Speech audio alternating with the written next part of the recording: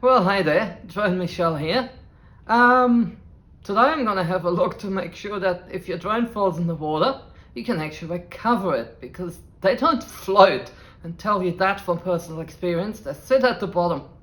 And of course, if that's deep enough, there is no chance, or very little, that you're going to get it out to claim your DJI refresh. So let's see if you can make this Mavic Air 2 float. Hopefully it won't go in next time, but if it does, might just be able to claim it. Alright, let's have a look. Okay, so let's begin. We need to have our drone handy. We need to have at least one of our propellers. We need to have a Velcro strap, well, a few of those actually in the end. We need to have a nice sharp knife of decent length.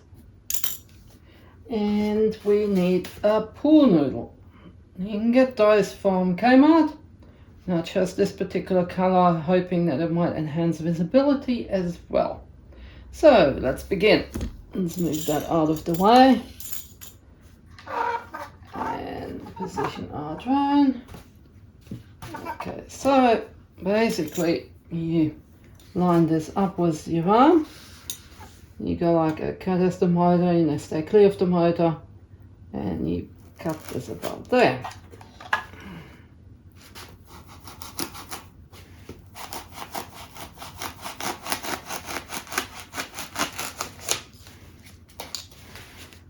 Okay, now obviously that doesn't go around like this, so what I've done is basically cut that in thirds.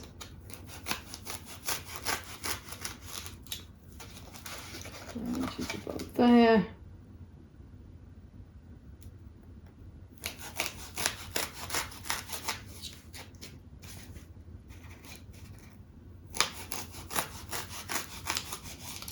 Okay, so you will need to do another one from the main one, so you get 4 pieces.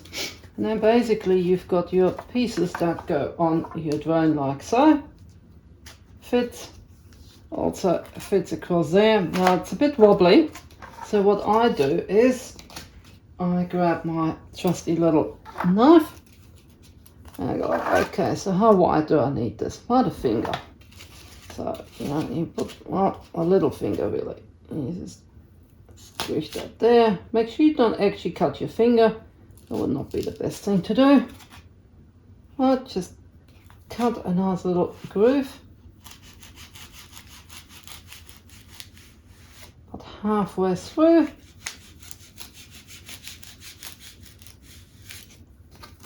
And see about there, hopefully, how that looks.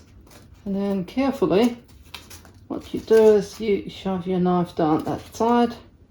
Don't really know how that comes out. Let's try this. And just basically shove that down like so. At least with this knife you do. I'm probably blocking the view here. So just go along that edge there. And then you kind of cut that out. You end up with a nice little groove. And that will fit nicely around the leg. And there's this one here as well.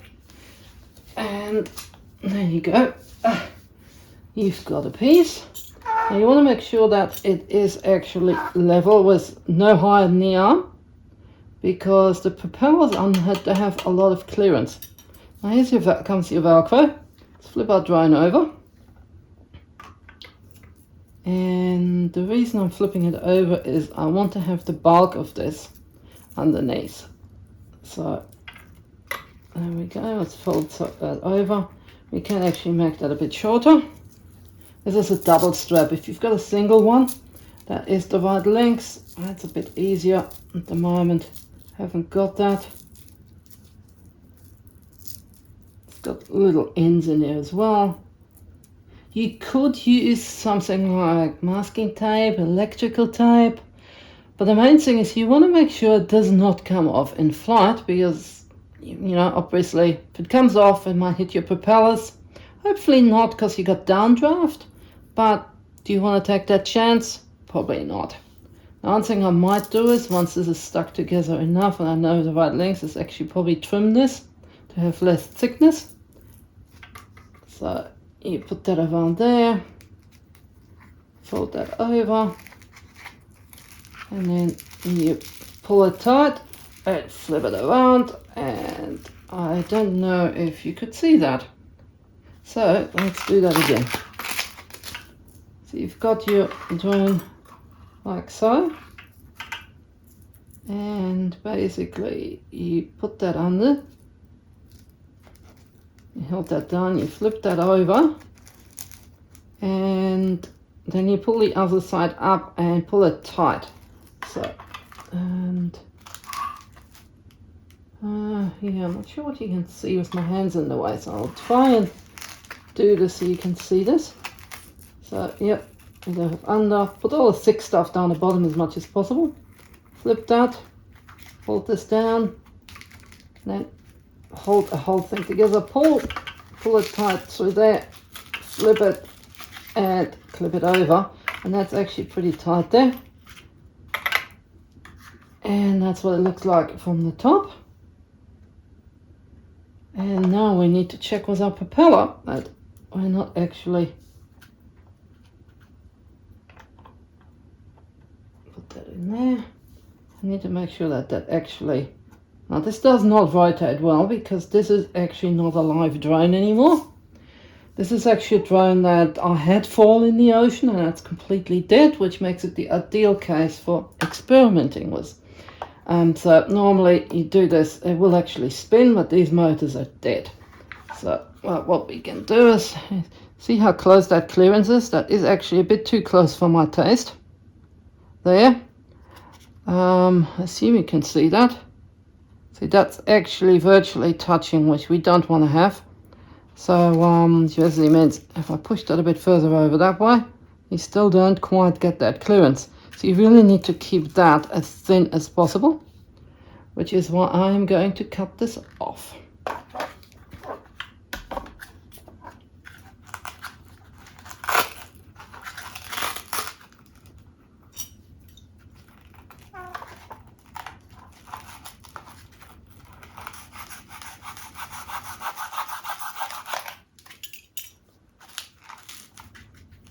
The other thing you want to watch out for is that if this comes up too high, it is not touching that motor, because that bit rotates the entire outside, so you don't want to do that either. So you want to keep it nice and clear, and you might need to rotate that around and see how that actually goes. Yeah, see, this is actually a lot better clearance than otherwise. And then the same goes for those as well. If you put them on, you'd have to watch that your clearance is also like the further you go up, the more clearance you might have to some extent. Because you can see that edge there is lower than that edge. So you can try and push that strap over closer. But it is pretty close. You have to really watch this if you want these floats on. And yeah, basically that's what it looks like with one on, so let's get the others on. Okay, so we're about to throw this thing into the pool. Well, a bucket of water. But before we do that, we'll have one more step to do. And that is the fact that this thing does not have a battery. And they weigh about 200 grams, which is almost half its weight, so we must have something on there. Now, obviously, I'm not going to put one of my good batteries on there to then throw into water. So it'd just be silly. And the battery that I did crash this drone with is long gone because it would be too dangerous to keep that around. So we need a good substitute. And in this case, I have taken a block of black foam, fairly solid foam, but probably anything works in shape. I've trimmed it so that will fit into the space. Now I've added 4 9-volt batteries. Oh yeah, I hollowed it out as well. There's a hollow in there. So there's like 1, 2, 3, 4. And that weighs about 190 grams and it's reasonably well balanced. So that should do. And shove that in there, squeeze a bit, and there you go. And the whole drone It's fairly, yeah, it's balanced, so it's probably about as good as you're going to get other than using a real battery. Now, as I said before, this drone is dead, which is why I'm more than happy to throw it into the water and see how this flotation works. Well, without any further ado, let's go and have a look. Okay, here we are outside, and the moment of truth arrives. Alright, let's plonk that in there. There we go, all attached. Alright, I pick it up, and here we go, a bucket of water. Let's do it that way. Alright, it sinks at the front. As the water slowly gets in, let's drain that a bit. Get the air out. Nope, still floats. Bit front heavy with the camera weight there. Actually, a real battery probably has a bit more weight on that side. But it still sits at the surface. Flips over. Yeah, that'll do. It actually floats a lot better because the weight goes the other way. So there you go. Hopefully you can get somebody to race out there and collect it if you haven't got a boat yourself. And then claim your DJI refresh. Alright, well that's it for this one. Okay, bye bye.